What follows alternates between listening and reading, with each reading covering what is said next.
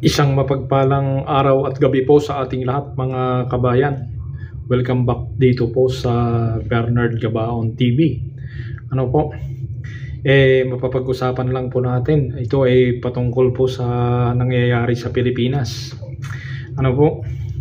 Parang nakikita po natin, at hindi lang parang nakikita po natin talaga yung division ng mga tao, na wala man lang pagkakaisa, wala man lang tunay na pagmamalasakit ng mga ibang tao. Bagkus mas marami naman yung mga nagmamalasakit sa ating mga kapwa Pilipino. Bakit nasabi natin yun?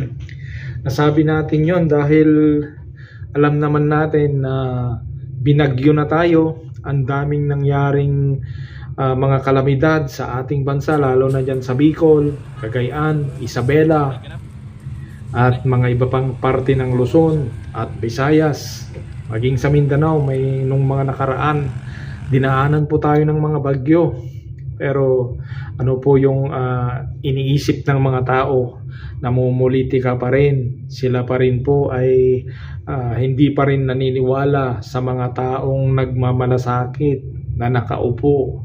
Ang akala kasi nila yung mga taong umupo, sila yung nagpapataas ng mga ibang bilihin ng mga produkto sa Pilipinas, dahil karamihan hindi naman nakikinig sa nangyayari sa buong mundo. Hindi nila naiintindihan yung inflation rate, hindi nila naiintindihan yon, at yung law of supply and demand, hindi naman nila iniintindi yon. Basta kung ano-ano lang yung nakakarinig.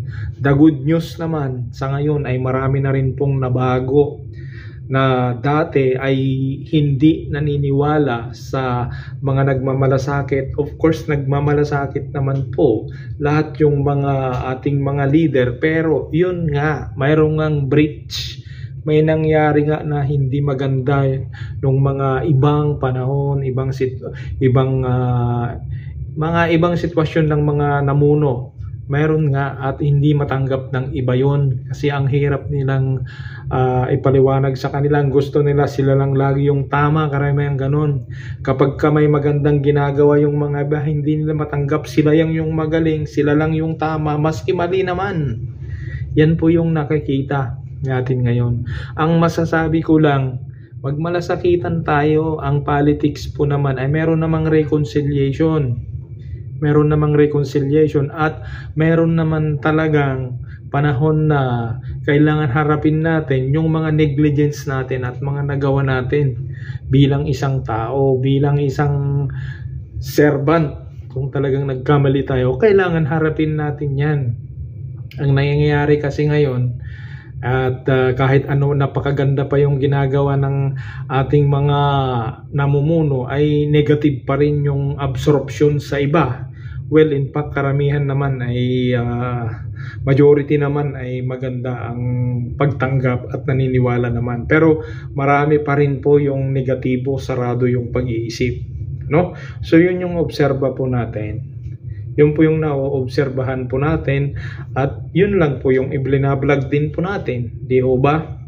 So sana po sa ating bansang Pilipinas ganyan na po yung nangyayari. Ang dami na nating hinaharap na mga problema. Sana po magkaisa na lamang po tayo po. Tulungan na lang po natin yung bawat isa, kasi mahirap po na laging ganyan yung ating ginagawa, ano po? So sana po ay maunawaan natin yung ating kalagayan, at huwag pabalayaan na ganun na lamang yung ating ginagawa, no? Kasi hindi po yun nakakatulong. Hindi po nakakatulong sa ating lipunan. So God bless po everyone.